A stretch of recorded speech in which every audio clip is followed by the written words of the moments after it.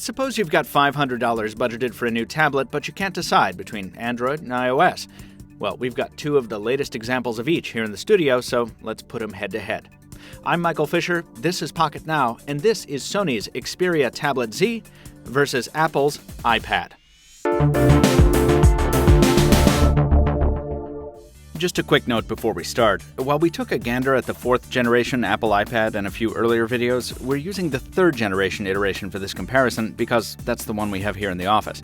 Because most buyers will be considering the more modern iPad with its improved processor and forward camera, we're not comparing benchmarks or app launch times. We'll only compare metrics that are equally applicable to the iPad 4. Our aim is to give a slice-of-life perspective to those buyers torn between these tablets, and we'll do that in 3 categories: build, software, and loose ends. You don't even need to pick these devices up to see their wildly divergent design backgrounds. It doesn't take noticing the manufacturer logos to know that these are going to offer very different user experiences. The aspect ratio is probably the most notable difference here. With a 4:3 aspect, the iPad appears chunkier on its face than the 16:9 Tablet Z, a perception helped along by the fact that the iPad is indeed about 2.5 millimeters thicker than Sony's product. Picking the tablets up makes it immediately clear that the iPad is indeed the more robust device. At 652 grams, it masses over 150 grams more than the Tablet Z. That gives the iPad a more premium feel than the Tablet Z, but it also makes it more cumbersome. One-handed use in landscape is much more difficult, and holding the iPad above your face to read in bed becomes a chore after a while. The iPad's anodized aluminum casing is also slippery in the hand, while the rubberized plastic of the Tablet Z is easy to grip. It's not all wins for the Sony offering, though. Because of that 4:3 aspect ratio, the iPad feels quite natural to use in portrait orientation, while the Tablet Z turned on its side is just bad. Hilariously bad. Also, the iPad's thoroughly minimalistic design, with penetrations only for the bare essentials like volume, power, and home keys, truly is beautiful. While the Tablet Z is also an attractive product, its design is significantly less streamlined, its ports hidden away behind finicky little hatches that aren't so much fun to deal with. But there's a reason for those. The ports themselves provide for a micro SD card for memory expansion beyond the 16 or 32 gigs of onboard storage, expandability not found on the iPad, and the port covers make possible the Tablet Z's IP55, 57, and IP5X dust and water resistance ratings. Ratings the comparatively fragile iPad can't match.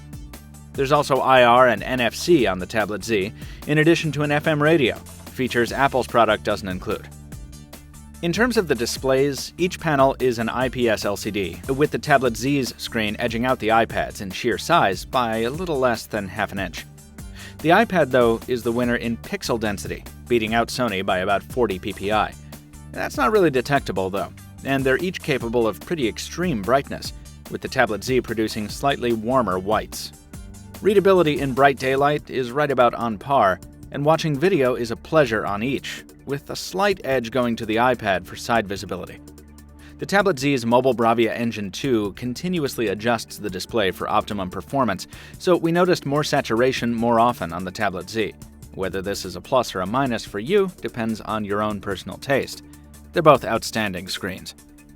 In terms of audio, while we like the Tablet Z's speaker position at the lower left corners better than the iPad's rear firing arrangement, the Apple device is the clear winner in terms of sound quality. Yes, the iPad's single-side speaker is less dynamic than Sony's faux 3D surround effect, but Apple's speaker is also louder, bassier, and frankly just better all around. Of course, the much more significant difference between these devices is that of software. And on the tablet front, the war of Android versus iOS, and increasingly Google versus Apple, is a fierce one. On the iPad, you're given very little to experiment with. With version 6.1.3, you get the same 4x5 grid of apps and folders, the same pop-up row of currently running apps and shortcuts, the same notification center we've been seeing for years. If you've used previous iPads or iPhones, you'll feel right at home. And even if you haven't, you'll pick it up in a jiffy. That's the whole idea. Sony's custom build of Android 4.1.2 on the Tablet Z is a different story. Because it's Android, it's highly customizable with widgets and custom launchers, allowing you to modify it extensively to suit your own needs.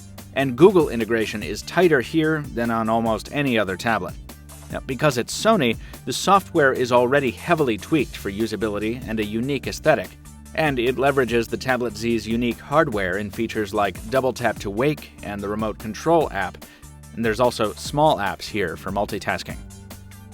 On the iPad, the reward you get for putting up with the tired old iOS software is an app ecosystem larger and more elaborate than any other, with beautifully designed tablet apps that take full advantage of the added screen real estate that a nearly 10-inch screen provides. You also get tight integration with Apple's own ecosystem, of course, and a pretty handy virtual assistant in the form of Siri. Should I buy an iPad or an Android tablet? That's an easy one. Check out iPad at the Apple Store and you'll see why. On the Tablet Z, you pay the price for the tight Google integration with a much less mature app ecosystem, with many popular titles still merely stretched-out versions of their smartphone selves, and some coded only for portrait, so you're forced to use the Z in the least appealing position possible. Depending on your Android build, you may also sacrifice a bit in terms of responsiveness. Android has come a long way, but the custom build on the Tablet Z isn't as fluid as the iOS experience on our iPad. There's more to these devices than ecosystems, of course, and like it or not, the camera is one of them. Sony's 8.1 megapixel Exmor R for mobile camera offers a lot of customizability and a ton of shooting modes, but it comes up short in the final product, with fuzzy edges and a washed-out look. The iPad's interface is almost maddeningly simplistic, but the output from its 5-megapixel iSight camera is also far superior, with crisp edges and authentic color tones. Of course, the field of view on each isn't great, and come on, do you really want to be that guy taking pictures with a tablet? But if you do, and even if you use tablet cameras for more practical applications like scanning text, these differences might matter to you. Of even more import might be how long the device will last while you're using it. The newest edition of the iPad boasts slightly improved battery life because of its newer processor, and on the spec sheet, its battery capacity of 11,600 plus mAh destroys the Tablet Z's 6,000 mAh pack. There are times when spec sheets do reflect real-world reality, and this is one of them. Though it's not as long-lasting as earlier versions, in terms of our own, admittedly unscientific, testing, the new iPad still beats the Tablet Z in endurance. Now, Sony's tablet does offer very handy tweaks like stamina mode and highly customizable power profiles to go along with it, so you're not going to bleed it dry in less than a day. But under our normal testing conditions, it doesn't last as long as the iPad in moderate use. Whether that compromise and the others are worth the Tablet Z's slim lines and water-resistant rating remains up to you.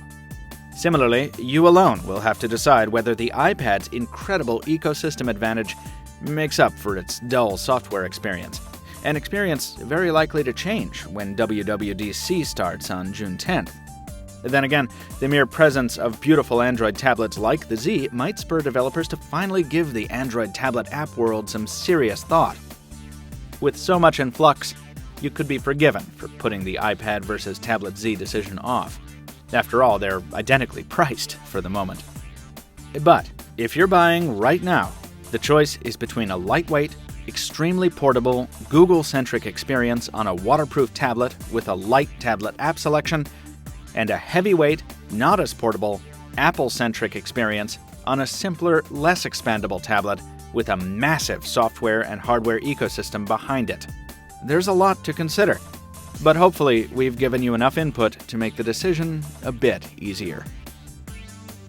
Folks, we have so much more on the Xperia Tablet Z here and at Pocketnow.com. So, subscribe so you don't miss future videos. Stay tuned for a special Xperia Z-focused episode of the Pocketnow U Review dropping on June 6th. Give us a like if you enjoyed this one. Drop us a comment if you have something to say. Make sure and follow us on our various social networks. And, as always, thank you for watching. We'll see you next time.